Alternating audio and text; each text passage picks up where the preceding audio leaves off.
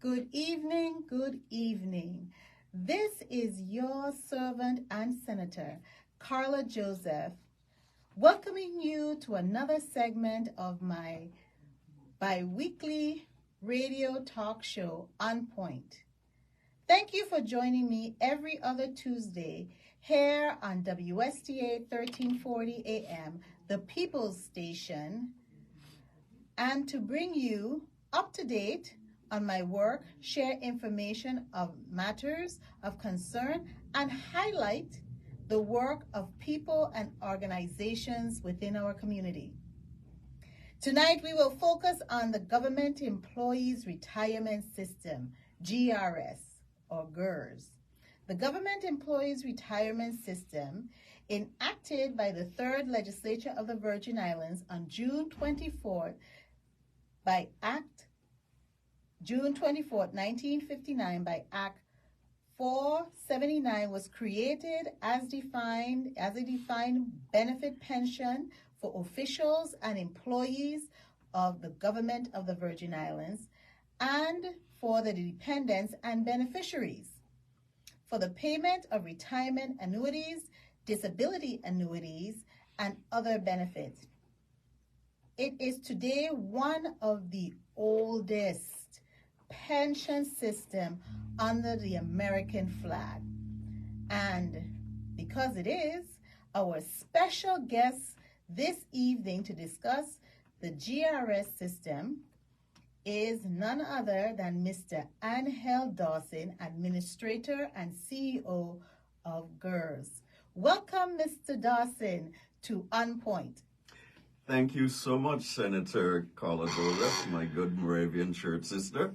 Good evening to you and to your listening audience. It's a wonderful pleasure to be here this evening. My goodness, now everybody will just think that everybody I invite to is a Moravian, which is not a fact, because my last guest was definitely not a Moravian, but he was a very good and knowledgeable person about Black history. And I love that this is Black History Month, and we are highlighting one of the nation's oldest pension system that is run primarily supporting a population, a majority of Black people, and is being run by you. And so we have a lot to discuss, especially this evening. But before we go into that, this is Black History Month, and we talked a little bit about it on our last show, but I wanted to highlight and recognize some of the great contributions of Black people have made. And so on February 19th, 1992, John Singleton became the first African American director nominated for an Academy Award. February 19th, 2002, Vanetta Flowers became the first Black person to win a gold medal in the Winter Olympics. February 20th, 1971, Idi Amin Dada takes over Uganda, 1971, and becomes president.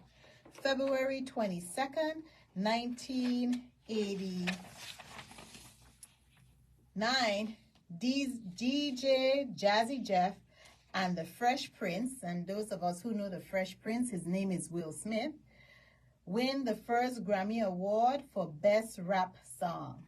February 23rd, 1979, Frank E. Peterson Jr. became the first Black general in the Marine Corps. Coming up this week on February 22nd is a special day for our brothers and sisters from that lovely island of St. Lucia. We say Happy Independence Day to St. Lucians everywhere, especially to those in St. Lucia and to those living here in the Virgin Islands. On February 22nd, 1979, St. Lucia achieved its complete independence from the United Kingdom under Sir John Compton of the Conservative United Workers' Party. Happy Independence Day. And for those of us who have been to St. Lucia, it's a beautiful island. I enjoy visiting and seeing the pitons And so that was a wonderful time. My family and I enjoyed on a cruise, and one of the stops was St. Lucia. Wonderful people. They were really hospitable, and we definitely enjoy our quick visit there. And now we focus on tonight's discussion with the GRS system, originally combined with the Division of Personnel, GRS, through legislation in June 1987, became an independent agency of the government of the Virgin Islands, responsible for its operation, which is governed by a board of trustees, similar to the University of the Virgin Islands. Mr. Angel Dawson officially assumed his role as the new administrator CEO of GRS on July 10th of 2023. Dawson, a seasoned banker, has worked in both public finance and commercial banking.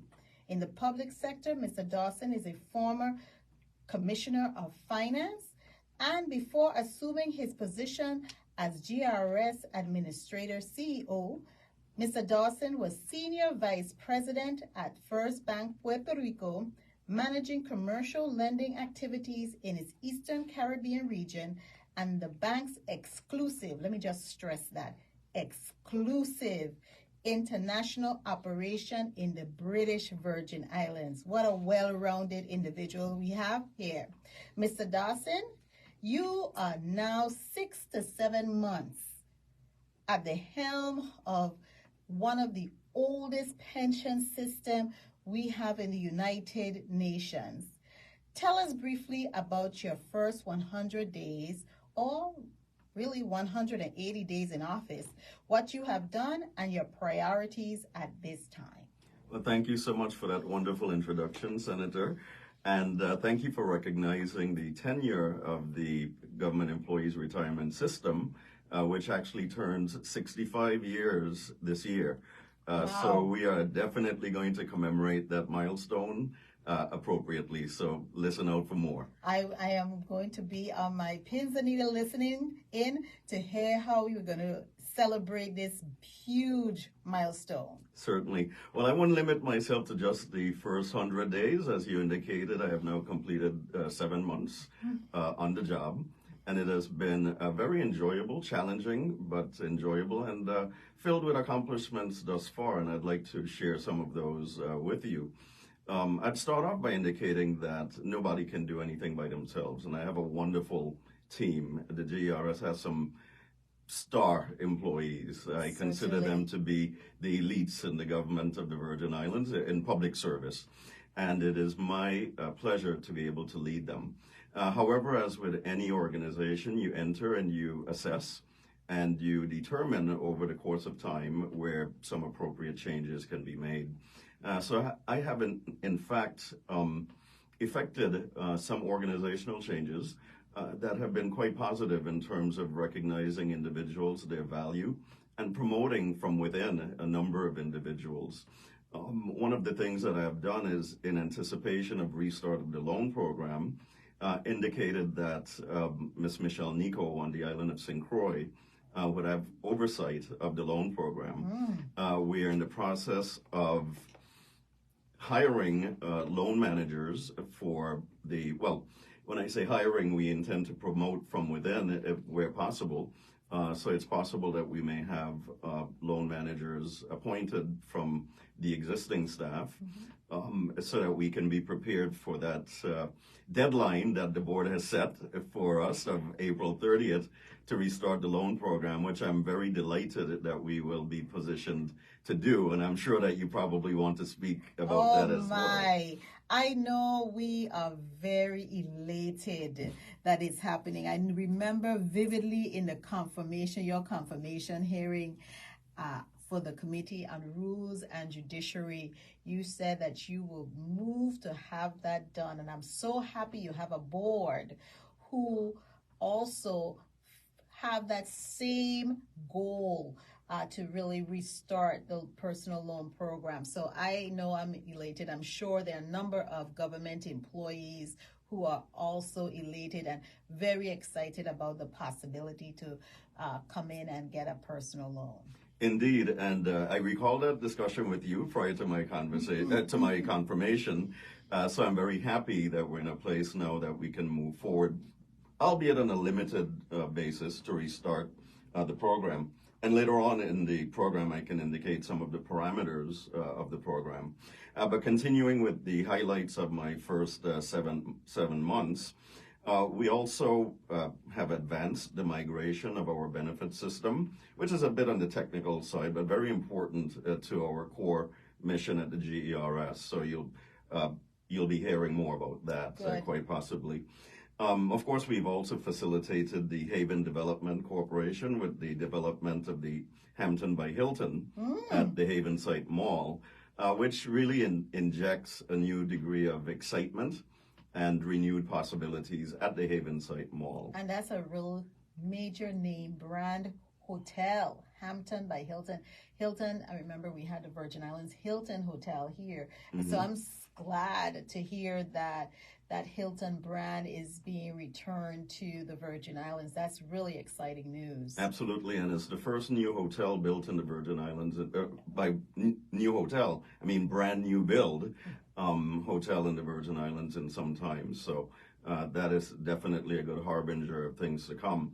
And we are also in the process of reimagining the Haven Site Mall altogether. Mm-hmm. We've engaged a company by the name of Ideas, whose principals are former executives with the Disney Corporation. Mm-hmm.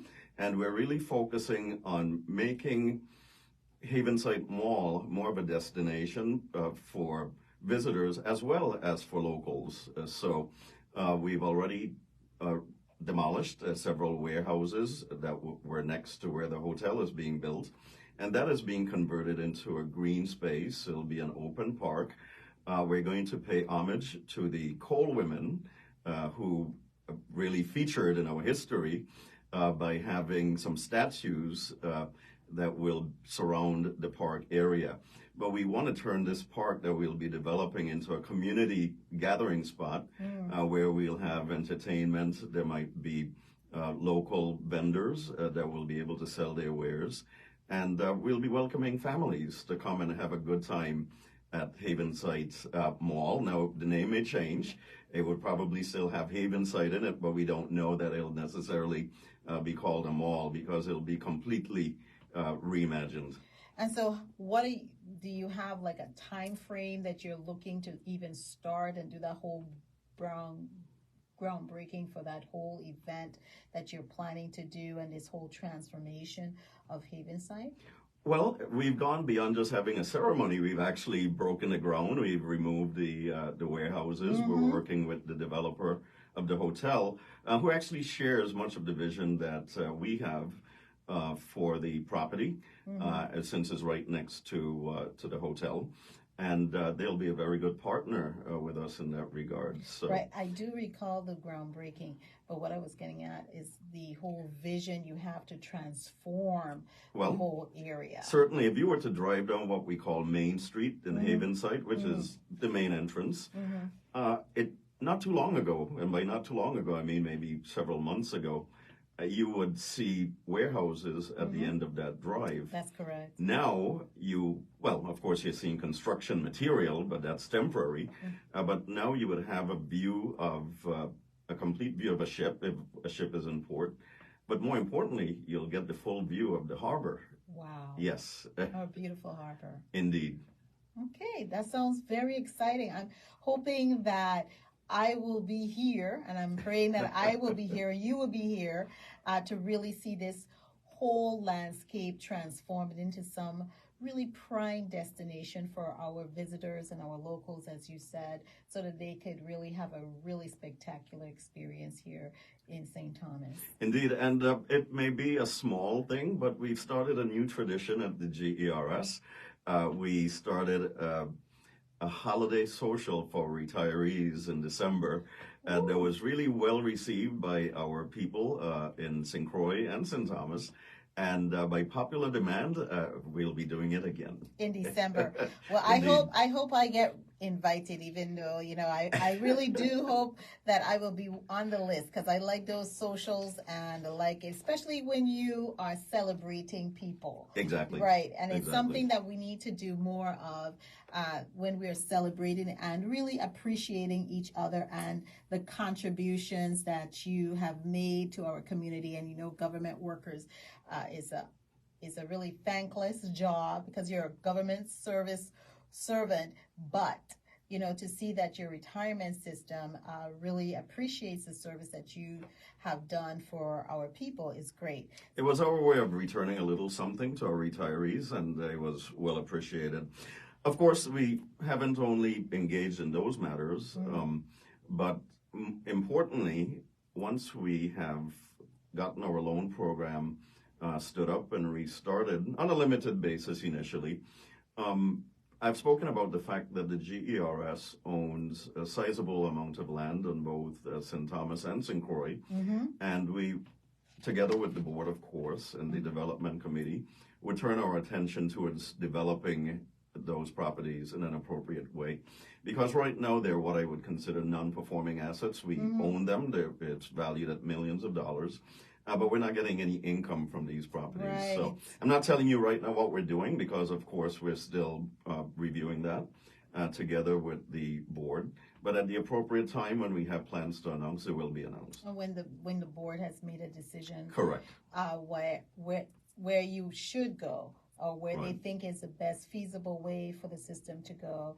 I agree, because they're going to do their due diligence with the consultants that they have and to do a thorough job. So I'm really glad of the composition. I'm really impressed with the composition of your current board and with you, because I know your background, and I'm not just saying this because he's a Moravian, okay? Because I know the gentleman, and he is very thorough. You're one of my toughest questioners at the confirmation, so which I appreciated. Okay, so now I want us to talk about a little bit about the special vehicle that we put in place in the 34th legislature, along with the governor. I mean, it was a team work. I love working as a team.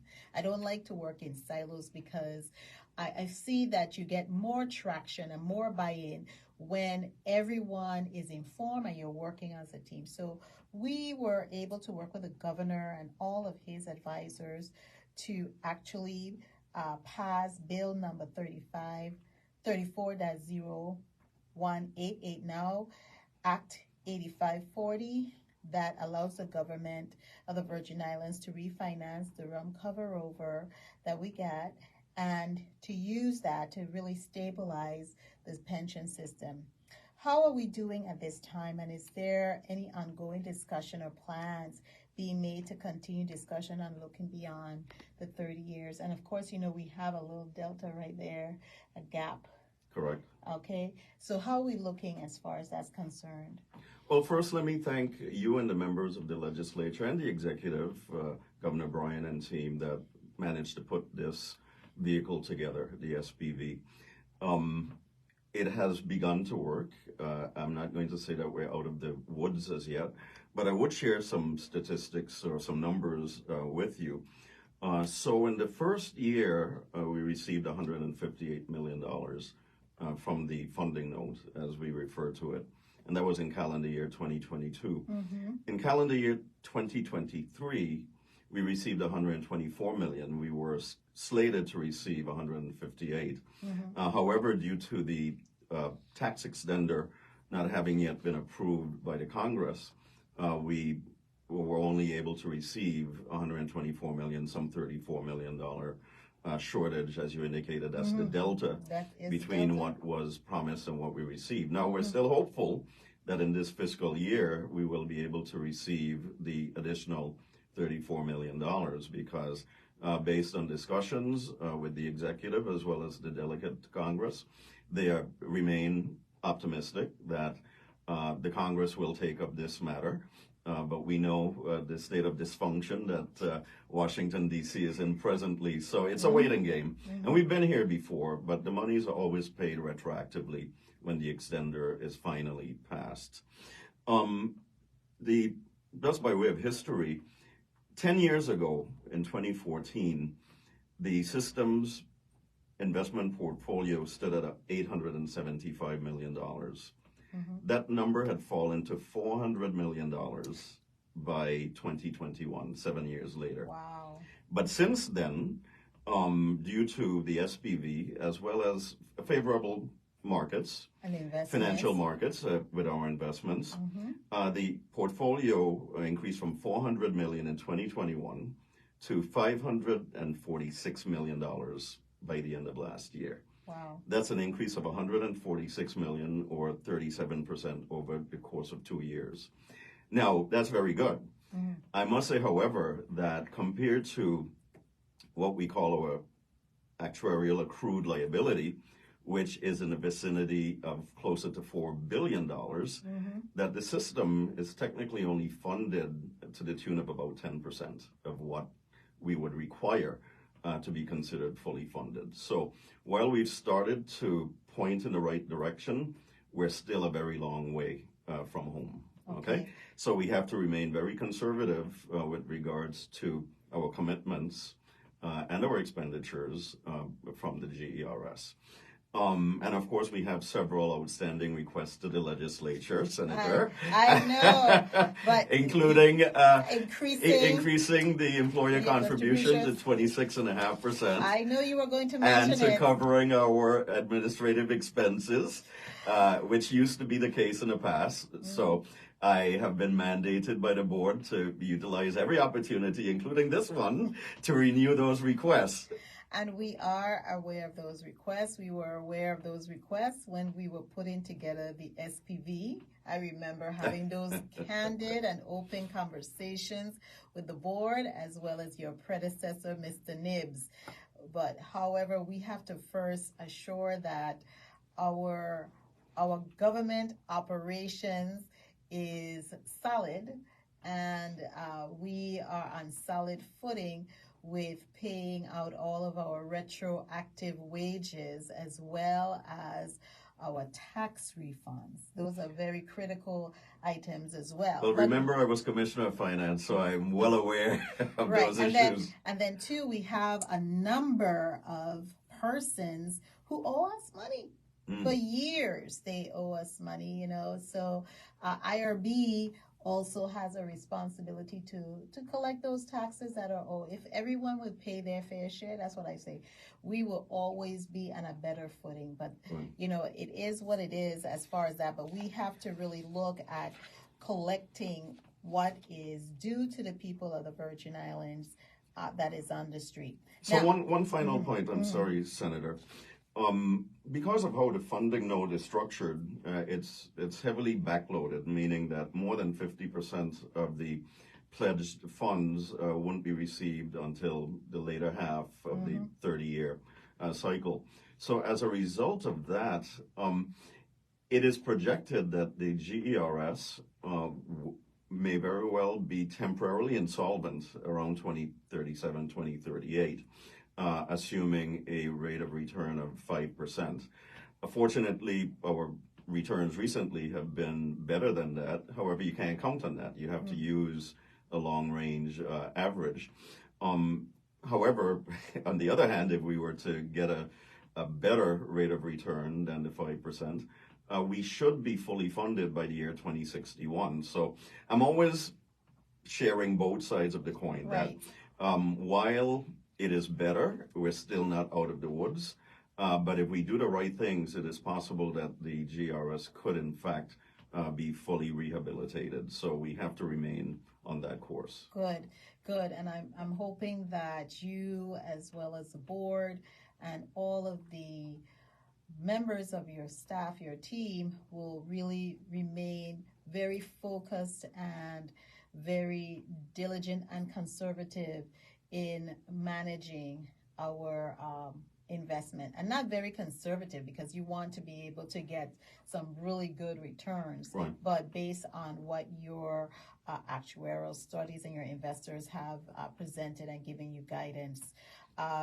I wanted to, because time is not our friend. We have about 5 minutes left. My goodness. Yes, I told you the time runs really fast. Now, we want to get into the loan program, because you mentioned that, and I want to have sufficient time to cover that. You're going to be offering personal loans beginning when? Okay, so the board passed a resolution in our last meeting indicating that we shall be prepared to restart the loan program for active employees by April 30th. And we're working diligently to ensure that we meet or beat that deadline, okay? We don't have all of the details worked out quite as yet, but I could share with you the broad parameters of what was approved. Certainly. And based on legislation as well as the board's approval, there's a $20 million allotment for the loan program initially, and that will be $10 million for the District of St. Croix and $10 million for the District of St. Thomas and John. Applicants have to be active government employees with at least 2 years of service. The maximum loan amount is 75% of your contributions to the GERS, or $10,000, whichever is less. Okay, if you have an outstanding loan, that will have to be incorporated. The balance will have to be incorporated into the loan that you qualify for. So you'll only have one loan outstanding with a maximum of $10,000. I remember the days when I got bigger loans than that. Well, once again, it's a limited restart of the program. And now we have done the math, and we realize that with 9,000 government employees, and that's including semi-autonomous agencies, what have you, that participate in the retirement system, you're looking at a maximum of 4,000 loans. So the demand may very well exceed the availability based on funding. And once again, the board will re-examine the program annually in October, and based upon investment performance and our financial standing, they will decide whether they will reauthorize the program for the following year or not. But we'll cross that bridge when we get there. Right now, we have authorization for $20 million. We will have to put in place guidelines in terms of how applications are received, because we simply don't want confusion. It's not good for us, and it's certainly not good for our employees who want to apply for a loan. So I invite everyone to stay tuned. We'll be sharing the details as that date approaches, but we're excited, and we're looking forward to serving our members. Wonderful. Now tell me, do you know how many members, can you share with us how many active members we have in the retirement system, and how many retirees? Okay, we have about 9,000 actives and about 8,700 retirees. So it's about 1-to-1, which is a part of the challenge that confronts the GERS, because we've gone from the days where we had multiples of active employees supporting the annuities to retirees. So this would explain some of the math and the dynamic that we're facing presently and have been facing for some time, because the number of actives has been declining while the number of retirees has been increasing. Exactly.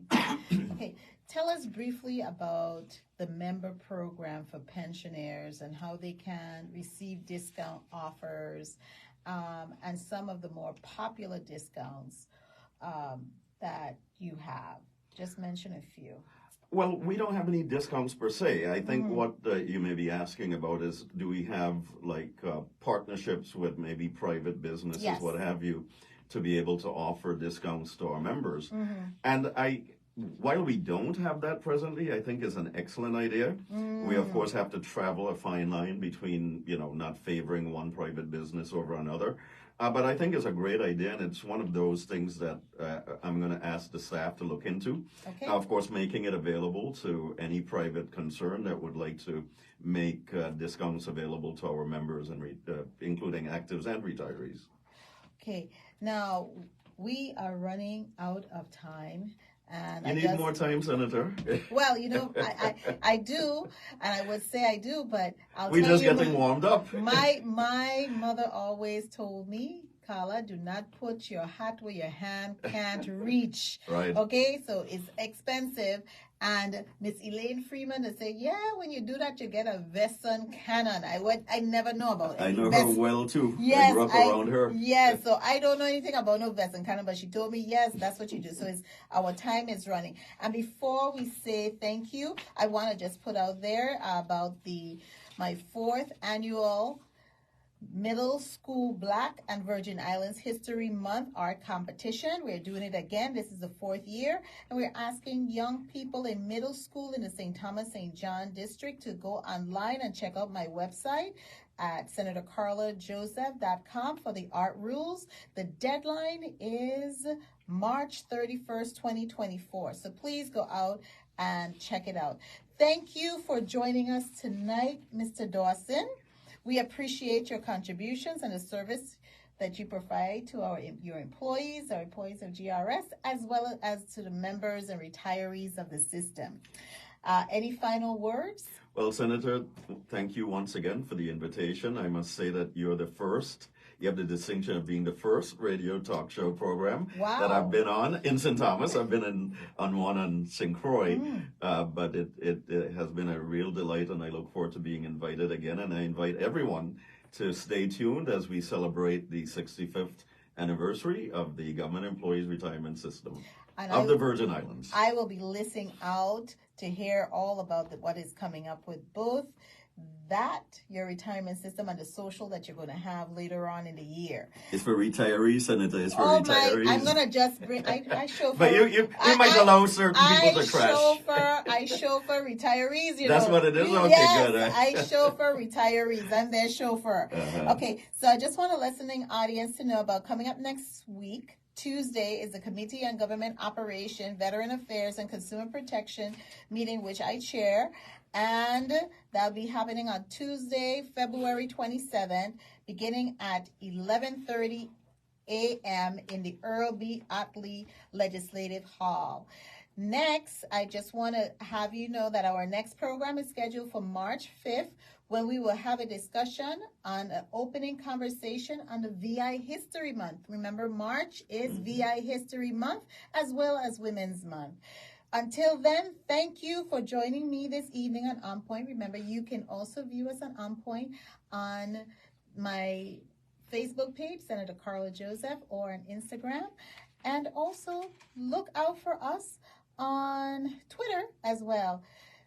Join us again for On Point on March 5th, right here on WSTA 1340 AM from 6 to 6:30 p.m.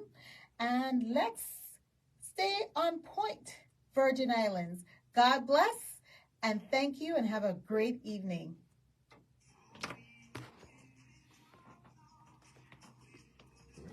You weren't kidding about how quickly that flies.